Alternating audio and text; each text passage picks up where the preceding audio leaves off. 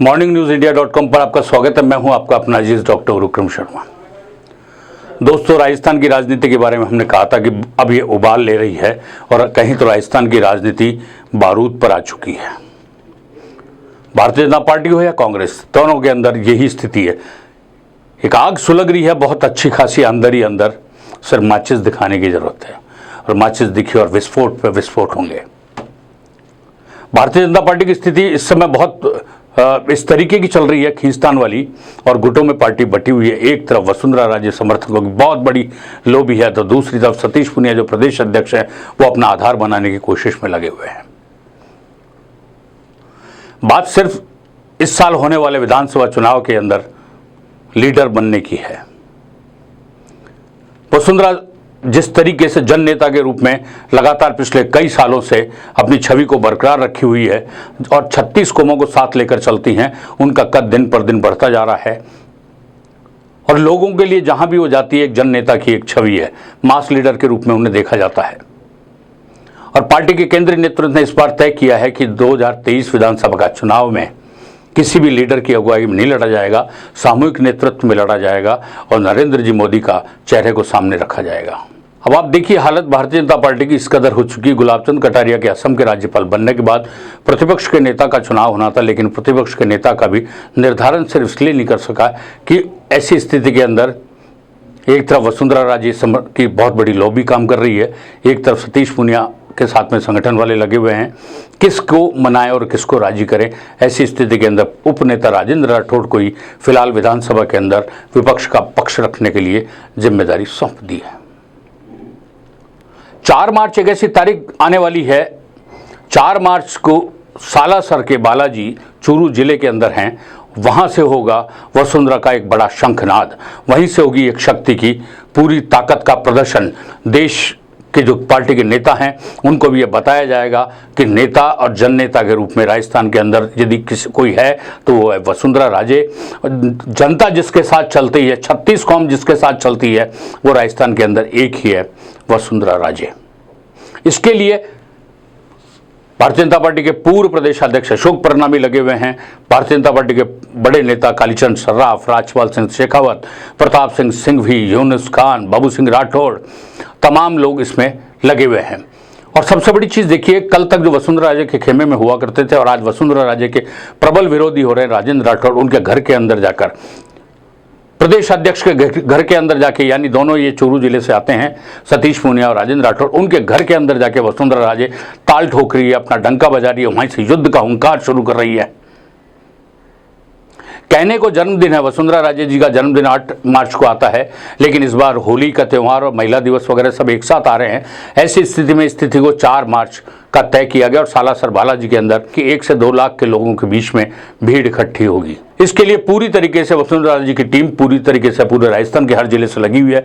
जयपुर हो, नागौर हो, चूरू हो, सीकर हो, झुंझुनू हो, इन सब से काफ़ी भीड़ जुटाने की है। वैसे तो वसुंधरा राजे सिंधिया अपना जन्मदिन हर साल जयपुर से बाहरी जनता के साथ, जनता के बीच में मनाती है। पिछले साल भी बूंदी के केशवराय पाटन के अंदर मनाया, इस बार भी यहाँ सालासर के बालाजी मना रही है।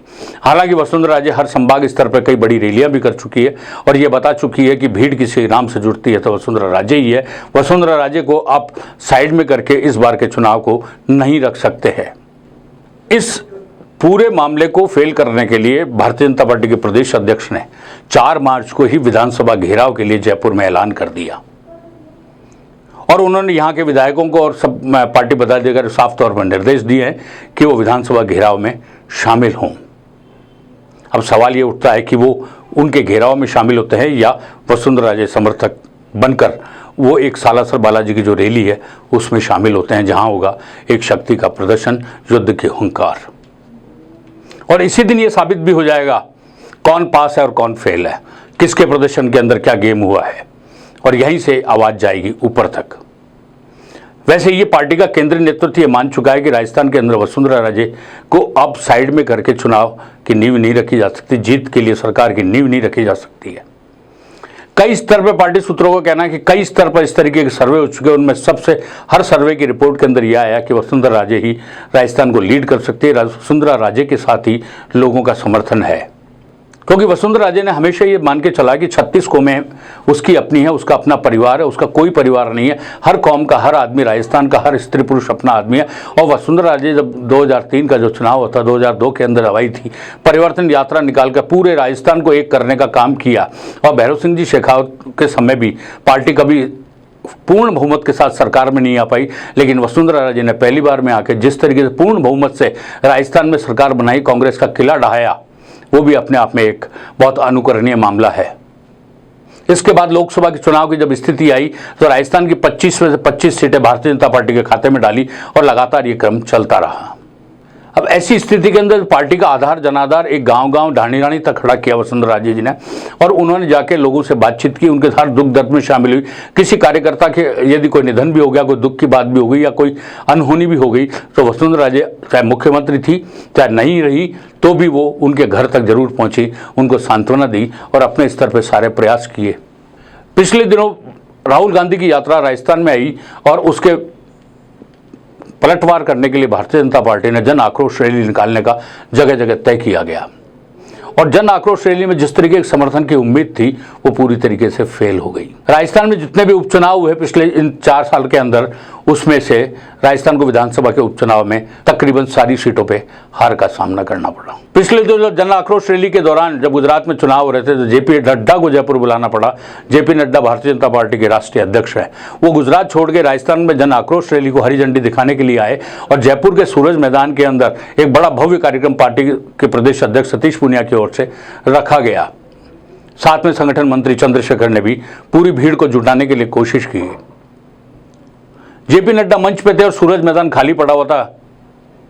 जेपी नड्डा उसमें बहुत नाराज हुए और साफ तौर पे इसके लिए अपनी नाराजगी भी जाहिर की और पार्टी आला कमान के जो शीर्ष मंडल है उस तक भी ये बात पहुंचाई। वरना कोई पार्टी का अध्यक्ष आए और पार्टी के अध्यक्ष के समय सूरज मैदान जैसे में कुर्सियां खाली रह जाए तो ये उसके अपमान का एक उन्होंने प्रतीक मान लिया कि ये तो बिल्कुल इंसल्ट भरी बात हो गई।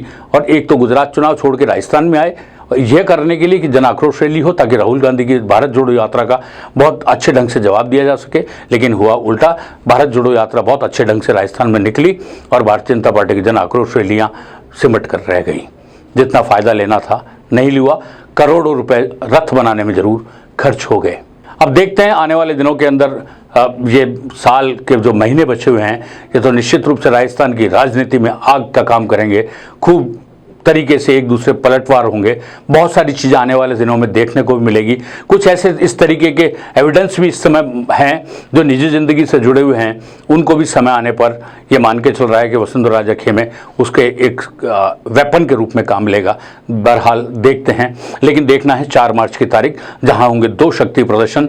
एक शक्ति प्रदर्शन विधानसभा घेराव का प्रदेश अध्यक्ष सतीश पूनिया के नेतृत्व में, एक प्रदर्शन होगा शक्ति का सालासर के बालाजी में जहां कमान होगी वसुंधरा राजे के हाथ में। देखते हैं क्या होता है क्या नहीं होता, लेकिन जो भी होगा अब सब कुछ दिलचस्प होगा।